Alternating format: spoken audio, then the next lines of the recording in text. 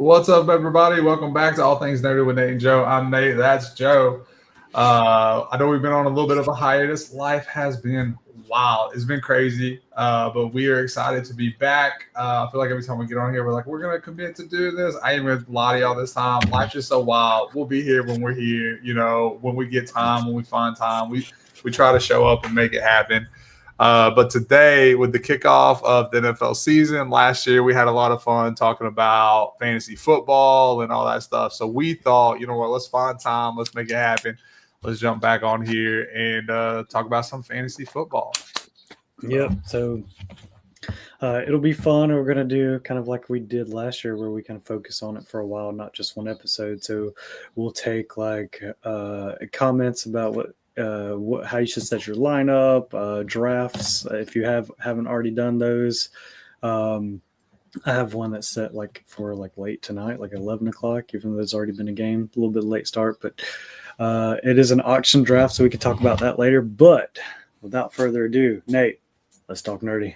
Let's talk nerdy. You know what? Let's start off. Let's talk about pros, cons, snake versus auction. I think it's so much fun. I've done a couple auction drafts. The majority of them have been snakes. So I think that's a fun thing to do. So for this conversation, we'll talk about snake versus auction, pros, cons, and then we'll talk maybe standard versus PPR and the scoring format that we prefer and what we do for our own base leagues, right? I will tell you, I'm only in one league this year, and there's all people local here for the most part in my volleyball league. My buddies, they asked me to run my old friend one, and I was like, I can't even do it.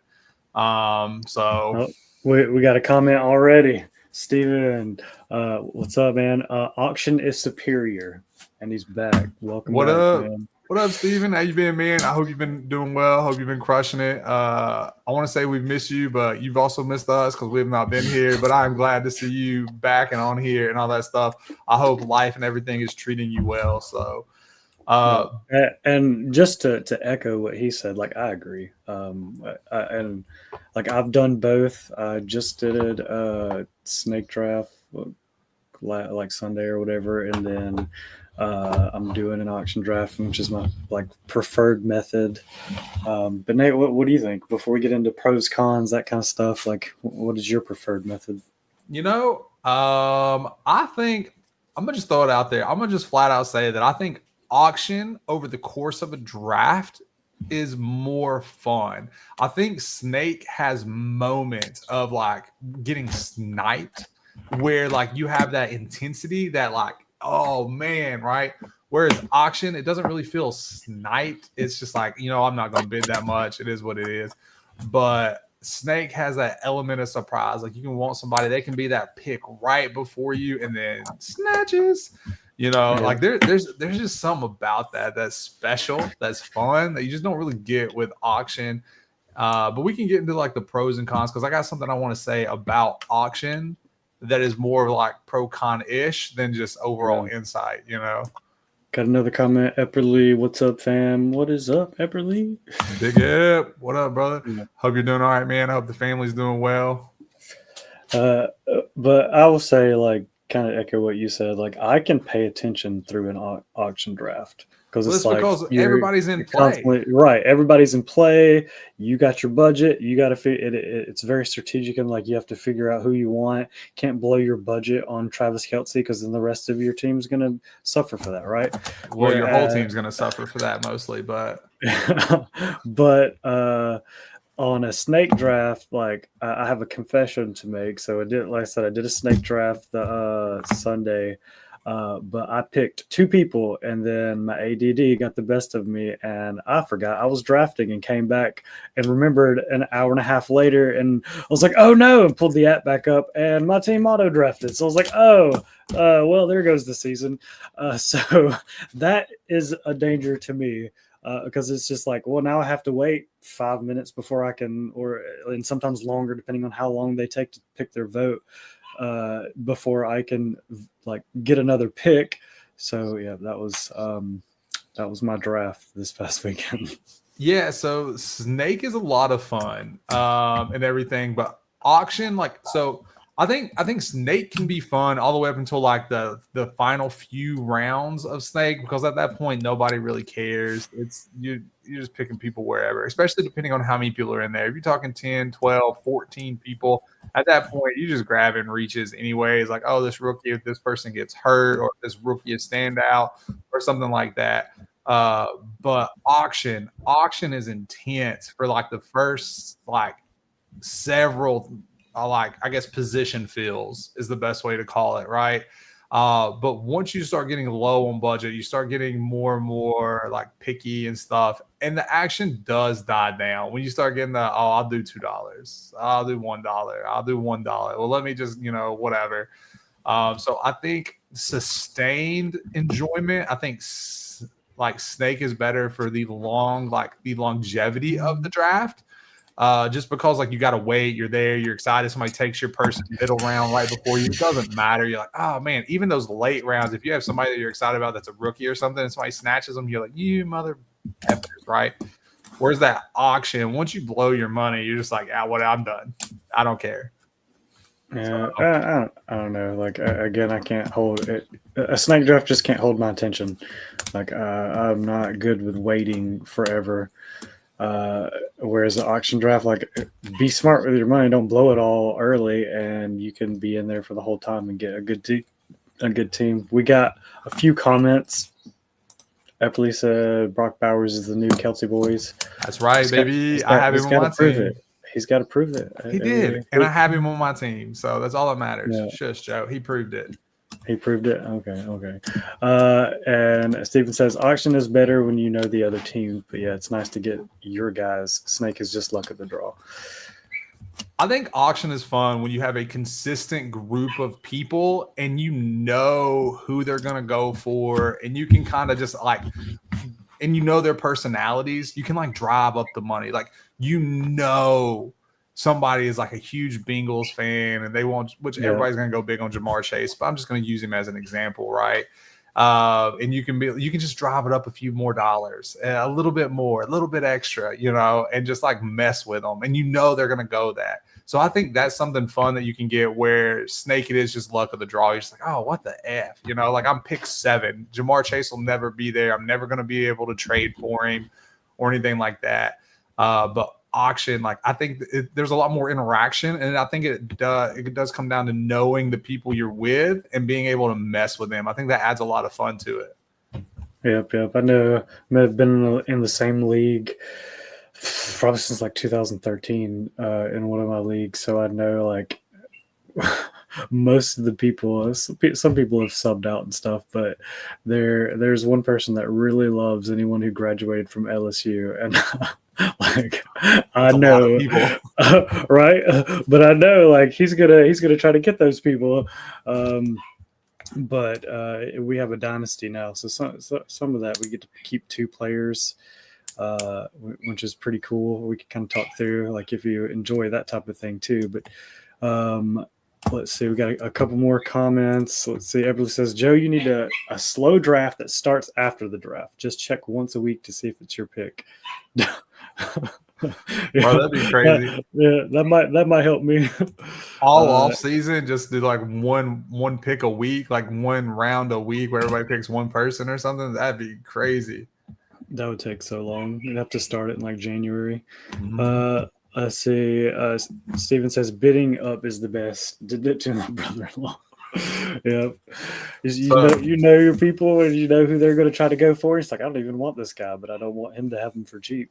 So backstory: the first auction draft I ever did was at work, way back when at Apex. Joe, I don't know if you remember this, but this was following the season where I absolutely destroyed everybody, like ridiculous. My team was crazy in standard, not PPR. Standard, my team averaged like 130 points. It was wild. So the office, he took advantage of newbies. It was just a long story. We won't get into it, but he took advantage of people who just started, newbies, like trying to get on his good side. Don't let him talk you into saying no. That's real. No, that's real. My team was crazy. They were disgusting. This was like, it was Mahomes' rookie year, and I picked him up like late in the draft. I was like, I'm telling y'all, the kid's gonna be a gunslinger. and stuff like that. I had Gurley. I had Kamara. I mean, my team was stacked. I had Kelsey. It was stupid. Anyways, so the following year, they're like, we're doing an auction. We are not giving Nate the chance. And I swear, every mother effer I bid on, people was like, nope. Any person that Nate put on the block, instantly $100 plus. It was legitimately just counter bidding. That was it. That's all it was. But it was fun though, because we got in the conference room, got like ordered food and stuff. It was like pizza and wings or something like that, and it was a fun time. Definitely a fun auction for sure. It was a lot of fun, yeah. And that was the first auction I ever did, and I remember it was a blast. But man, I was so frustrated because I could have put up a kicker and people would be like, nah. Yep, that kicker, $50 minimum. Money. But I remember like having to try to convince everyone to do the auction because I was like the commissioner or whatever for it, like having to run it. And I was like, I'm not doing a snake again. Like, we're doing an auction. I just have to convince everyone to go along with it. But I feel like it turned out pretty well though. So Joe, what do you prefer? So we've talked about the buildup of like the draft and the structure of that. What do you prefer, PPR or standard? I like standard because I don't know, like a running back could catch a ball in the backfield, get a point even though he lost 5 yards. It's like, how does that make sense? And I don't know. Sometimes it's this one player can.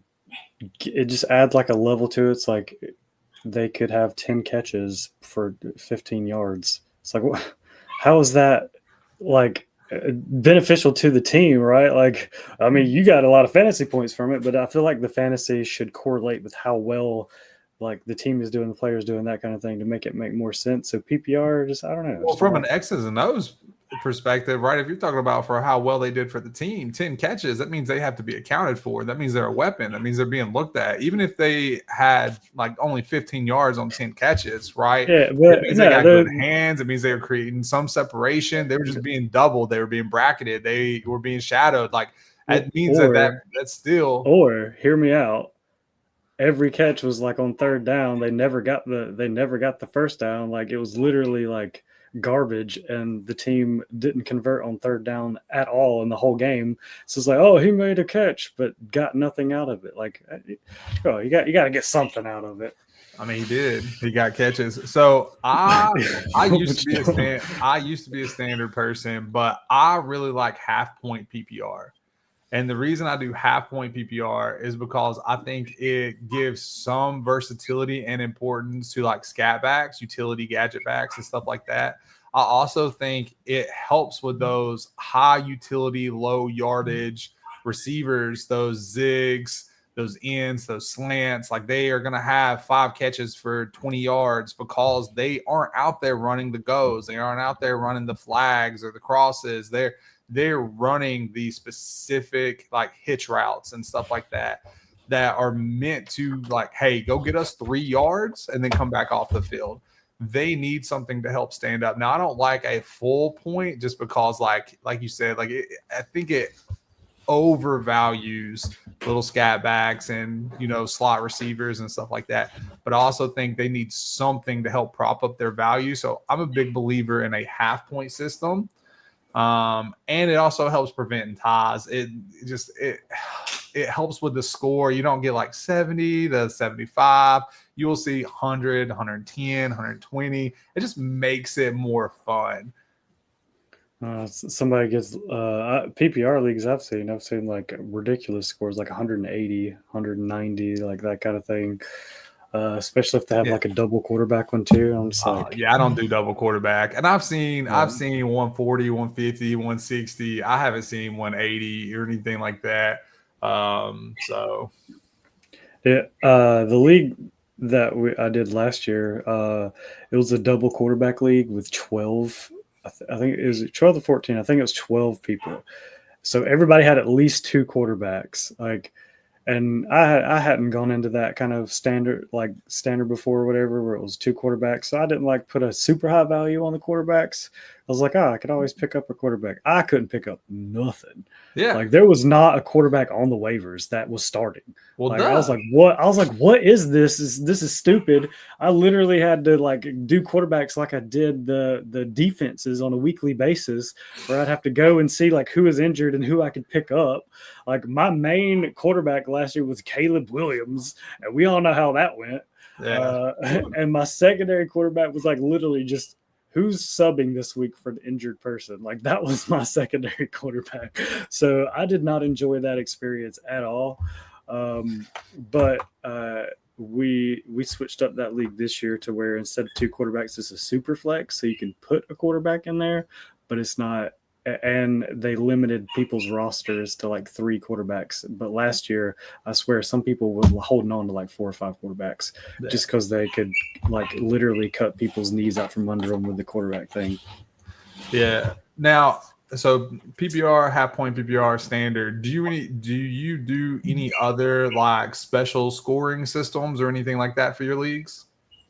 No, not I'm aware of. Like the one league that I've been in forever, that's a dynasty. Like it's just standard. The other league is a PPR, but it's like a full point. And there's nothing other than that. So I always change mine. We do 0.1 yard or 0.1 point for per yard for rushing and receiving. That way it's still a point for 10 yards. So most of your standard scoring formats are for every 10 yards, you get a point, right? So if they get 9.9 yards, you get nothing. And I see a lot of ties and stuff that way. And I'm like, I hate ties. So I decided years ago, I can hear all your animals, by the way. Yeah, give me 1 second. I'm going to go he's trapped in her room, so that's why he's mad. Yeah, you're good. I don't know if you can hear me, but I'm gonna keep talking so there's not awkward silence here. But so I tend to do like 0.1 yard for every rushing yard and every receiving yard. So it still equals to 1 point for every 10. But if they get 7 yards, it's 0.7, right? If they get 9, it's 0.9. And that helps eliminate from ties. And when you do get a tie, it's kind of cool because you're like, oh, what are the odds of that? Versus like the 0 for 9 and stuff. So I've always done that ever since like my second year of fantasy. And it is something that I do and I really enjoy. I've looked at doing like bonuses and stuff for like, 40-yard runs, 40-yard receptions, but I just never really got into it. Yeah, I didn't realize that the 0.1 for each yard was not standard because that's always what I've always had that. But I've lost by 0.1 before and just been like sick to my stomach. But yeah, so we definitely do that. Like with the leagues that I've been in, is just like each yard is a point you get, or each yard is 0.1, so you get a full point for 10 yards. But yeah, when you lose by like 0.1 or 0.2, and you're just like, if he would have just not kneeled down right at the end. That quarterback meal got you. So Joe, let's talk about our teams. So you have one team established. You have a draft tonight, which is weird since there was already a game last night. So let's talk about the team that you have. Read off your roster to us. What you got? Oh, it's so bad. Like again. So tell us the setup of the league, 10, 12, and then the roster. I guess you can just read through it. We can put together like one quarterback, two, whatever. But how many people's in the league? 12 people in the league.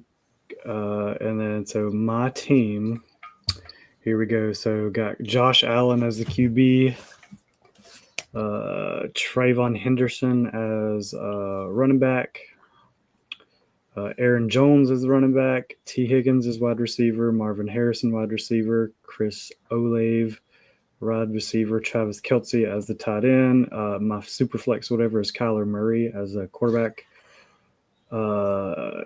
And my bench, I got Jerome Ford, DJ Moore, Juan Jennings, Khalil Shakir, and Dallas Goedert. This is the one where you stepped away and then came back and realized your whole team was auto-drafted? Yep. Okay. That makes sense. Yep. The beauty of auto-drafting, though, is you have no name bias. Most people... The biggest thing about fantasy, most people have some kind of name bias, whether it's team bias, whether it's fan bias, like, I really like this player. It's, he came from whatever college. So they let that cloud and skew their judgment on, should I draft this person? Where should I draft this person? Auto drafting doesn't have any of that. They take for the most part, the best available player at whatever position it assesses you need at that time. So usually auto draft players, they don't tend to win because you don't have that like, oh, we took this, hidden gem that could bust out, that did bust out, or this second team person that as soon as this very injury prone player goes down again, he'll get to play. Like, they don't ever get those people. So they don't win, but you don't tend to lose. So if it's a losers league where you got to sit at Waffle House for 24 hours minus an hour for whatever waffle or what, you'll never have to do that, but you won't ever win either. Yeah. And that's pretty much when I looked, I was like, well, I'm definitely not going to win. My first matchup that I have, it was like my chance of winning is like 30%. And I mean, I'm projected to score 125, but it is, a super flex with 3 wide receivers. So like that's the kind of league. So I'm starting 3 wide receivers, and then super flex, or I'm starting another quarterback. So that's a pretty low projection in a PPR league with that many different players. Yeah. Ooh. So mine is a standard roster setup, and I have Jaden Daniels as my QB, which honestly I knew you were gonna draft him. Not even, you're so hype on Jaden Daniels. Yeah, I mean, I had him last year. I told everybody last year you should take him, but I actually did not want him this year. I think there will be a little bit of a sophomore slump. I don't think he'll have the same kind of season. I don't think he'll move around as much, right? I think I will see more regression this year than progression. But nonetheless, he was there. The next person I wanted was a bit of a stretch, and I was like, I don't want to do that. I'll just go with Jaden Daniels. The quarterback I really wanted was Justin Fields. I'm a Jets fan, right? I like Fields. I've always been a big fan of Fields in fantasy. I think Fields is probably one of the best fantasy quarterback steals that you can get. You don't have to reach for him. You don't have to fight for him. He's just there. You can fill out your roster and then go get some. You'll have a couple down games, but his legs alone justify picking him up. Is he starting though? I thought, didn't Russell Wilson go over to the Jets with him? He went to Giants. Russell's at the Giants. Oh, Giants. Okay, yeah. Yeah. So, but anyways, I have Jaden Daniels, and then I have Saquon. Saquon is somebody I draft like every year. I wanted to get Saquon, but he's like one of my favorite players to watch. So I'm a big Saquon fan. Although he had 15 points or whatever, and then like the delay happened, he came out and finished with 16.4, trash. But nonetheless, and then I got Breece Hall, go ahead.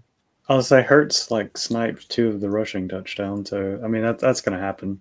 Yeah, that's something you sign up for, But then I got Breece Hall, who is a Jets. I wanted to grab one Jets player. I try to always get one, which I was talking about the biasy, that we see and stuff. And me being a Jets fan, I want at least one Jets player. So I got Breece Hall.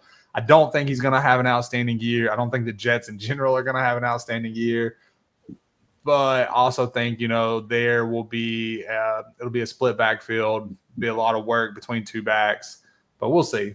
And then I have Tyreek Hill, and I have Calvin Ridley, and then our boy Brock Bowers. Let's go, baby. Yeah, the new Travis Kelce. The man's got hands for days. Big fan of Bowers. I think he's a machine. He's a difference maker. He's a fantasy machine. All that. I think he will win people championships. Usually, if you can get a tight end that is head and shoulders above everybody else, your team has a great chance of winning. Yeah, tight end definitely make or breaks teams, especially in standard. Yeah. And then I have Marvin Harrison Jr., Cardinals defense. I have Tyler Loop as my kicker from Baltimore. And then my bench, I have Michael Pittman Jr., Rashee Rice, which when he comes back from suspension, that dude's going to be a stud as a receiver for me. I got Stephon Diggs. I don't have high hopes for him, but, I mean, you never know what's going to happen with the dude. I got Javonte Williams, who absolutely crushed it last night. I'm sad that he was on my bench, but it's fine. And then I got Dylan Sampson, who I'm calling right now is a hidden gem of mine. I think he will have a breakout season for the Browns. I mean, the Browns are ass, right? I mean, if any back there has a good season, he is my pick. I don't think it'll be like a Jerome Ford or any of that. I think Dylan Guess see what hat I'm wearing. Yeah. Nate. Why do you have that? I hope that was given to you. I hope you didn't pay for that. Why you gotta be so rude, bro? Joe, please tell me you didn't pay for that. We're not moving forward until you tell me. I did pay for it. Was it like 30 cents? No, I think it was like $15. You overpaid, Joe. Bro, I was in Cleveland. There's different things to buy. It was part of the experience, and I don't know. I don't hate the Browns. They're in a lot better position this year than last year. Value better. Oh yeah. Okay, Mr. Jets fan. Like, how was your year last year? What? Get out of here. One of my buddies here is Charlotte's a Cleveland fan, so. But it's unfortunate for him as well, but it's fine. Yeah. But then to finish out my roster, I have Jaden Higgins, Ollie Gordon, and then on IR, I have Joe Mixon right now. So my team, I feel like, now I'm a little biased, I feel like they're decent. I'm projected to win this week, but we'll see. I usually always get murdered by the man-child produces the starters bug, and then everybody gets hurt bug. So we'll see. Yep. Your team definitely sounds better than my auto-drafted team. But I don't know. Maybe I'll let the team tonight auto-draft two in an auction draft just to see, just to compare the two. No. Let's see how auto-draft works on an auction. No, that'd be great. Are you going to do it? Are you going to do it in person? Or y'all spread out? It's spread out too. I feel like auction has to be done in person. I don't think I would want to do a spread out auction. Auction is one of those, like, I would want a bros or even like a broettes like trip. Like, let's go somewhere, sit down at like an all expenses paid like resort or whatever, and just like do this, right? Like, just take a day, like take a few hours of the day, get drunk, do the auction draft, and then go about our day of just chilling, drinking, eating, and hanging. I feel like that'd be so much fun. That's bougie as hell, Nate.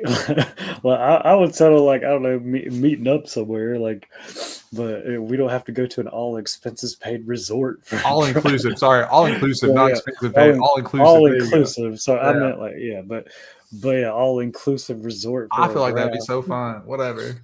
I mean, it would be fun, but I was like, dang, sir, like we could go to lunch or like a dinner and do it. Nah. But I don't know. This one was thrown together super last minute, like, so that's why we're drafting like after a game, and I guess technically two will have already been played. Had two games been played? Oh, I guess because there's a game tonight too, right? Yeah, there's one tonight. What is it? Who's playing? The Chiefs playing, right? I can't remember who they're playing. I have no idea. You know what? We do have to talk about a travesty, though. Something that is just upsetting. So I don't watch a ton of football. Not like I used to. But when I watch football on Sundays, I watch the NFL Red Zone.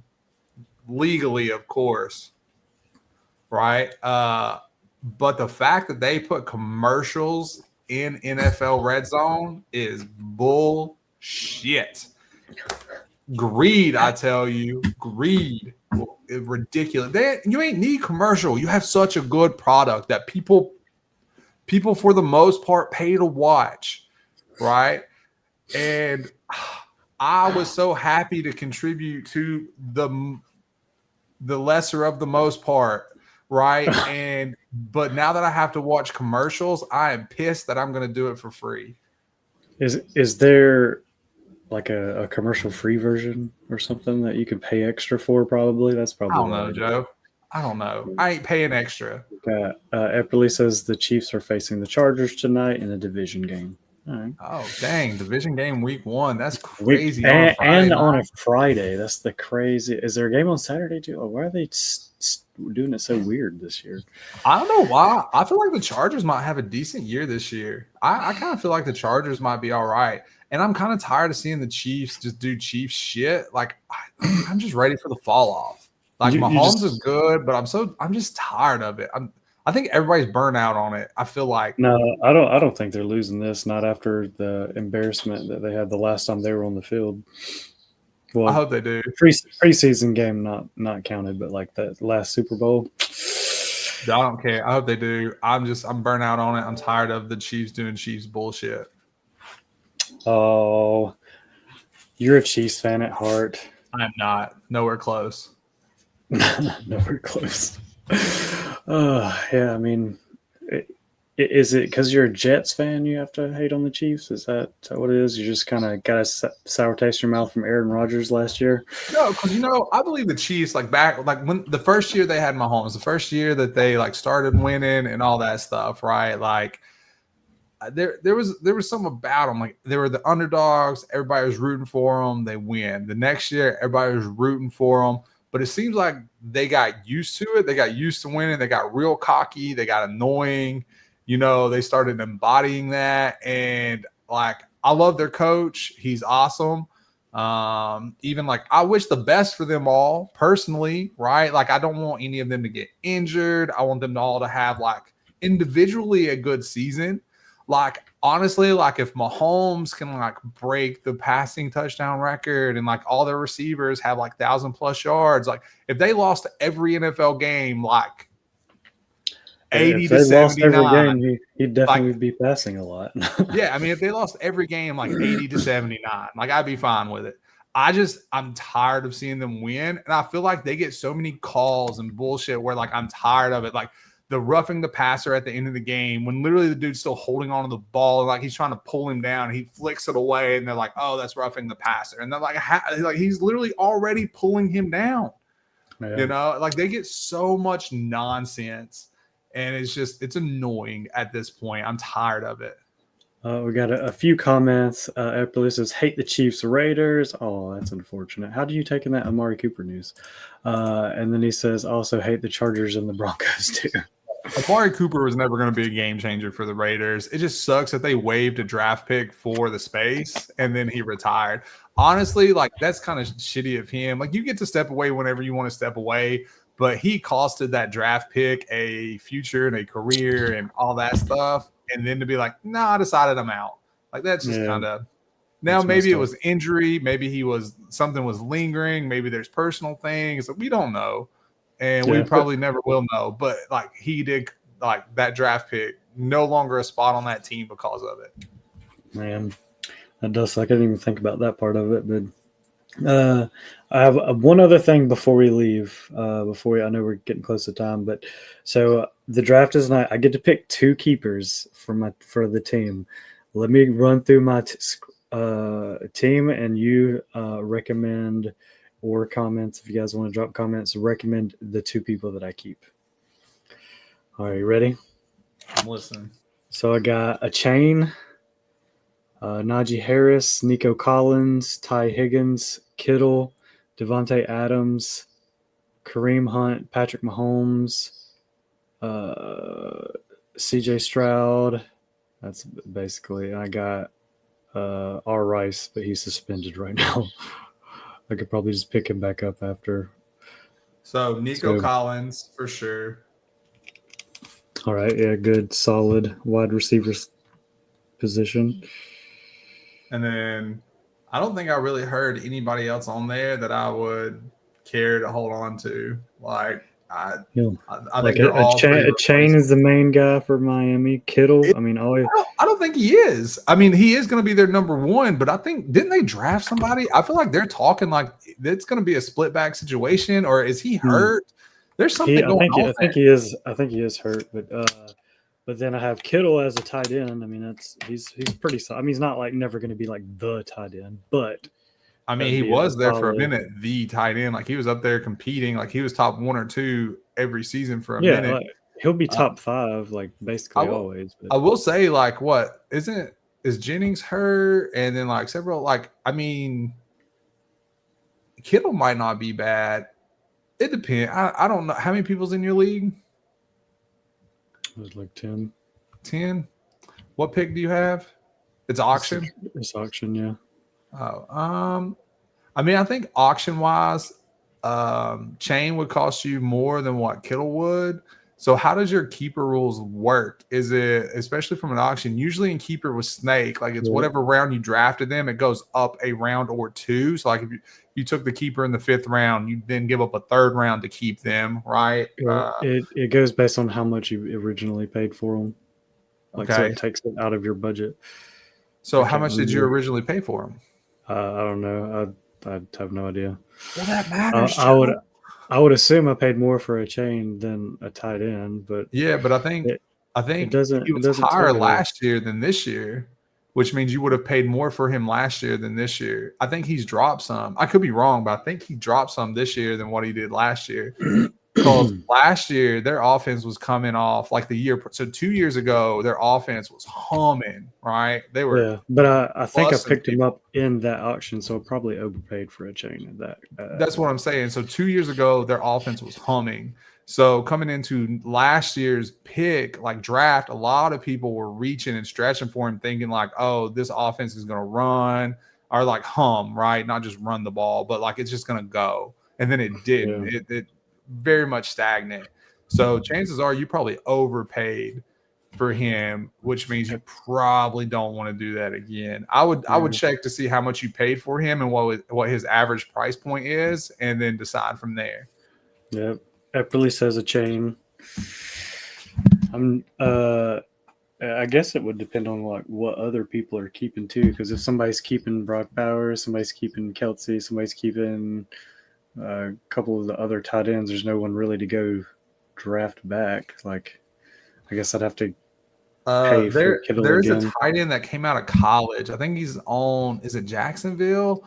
I think in my opinion, he's going to be a gem. He's going to be a sleeper. He's either a first year, maybe a second year. I don't know. I'd have to go look, but I remember when I was doing research, I was like, oh, this dude is going to win some people some fantasy drafts. I'd have to go look. I don't remember his name. So for right now, who do you, other than Collins, my second pick is between a chain, Kittle. I mean, I got Devontae Adams. He's pretty good, but I guess he's on a new team, so I don't know how he's going to. He's always on a new team at this point. Yeah. I think you probably overpaid for Devontae last year would be my guess. I wouldn't want to pay that for him again this year. That production is probably not going to be there. I mean, I must say Kittle. Like, I would lean towards Kittle, but that's me.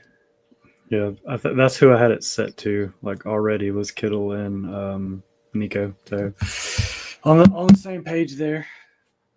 But, yeah. It says no transactions to show when I try to see like how much I paid, but it was a year ago, so I could barely remember. But I feel like I overpaid for him. Yeah, because he was coming off a hot year where like he was like insane. But yeah. Also, I want to point out last year I was like, I don't think I got a lot wrong from like user questions. Didn't I? I like crushed most of them. Yeah. From week to week, we gave like like starter sick basically, and I think most of the time you'd probably get like 8 out of 10 if something like that. Averaged it out. So we'll be back next week to do some of that. I mean, as long as our schedules are willing.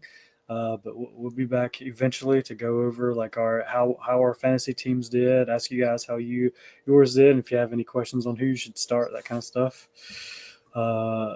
Epperly said you had a good run. They see even the crowd knows. I'm usually always catching strays in here. Yeah. So I know this has been quiet today. Nobody attacked you yet. I was like, what? Know. But yeah, anything else you want to add before we hop off? Nah, man, I think that's it. I appreciate you, Steven, Big Eb. Thanks for hanging out. I hope y'all's drafts and everything go well. We'll be back, like Joe said, hopefully next week, as long as our calendars and our schedules allow us to be, which we're going to try to be we're going to try our damnedest, but who knows? And then we'll try to keep y'all updated week to week on hours, and then try to provide whatever shitty advice we can. Yeah, our very littly researched gut feeling advice. That's our disclaimer. Yep. But also, you guys have a good weekend. All right, take care, y'all.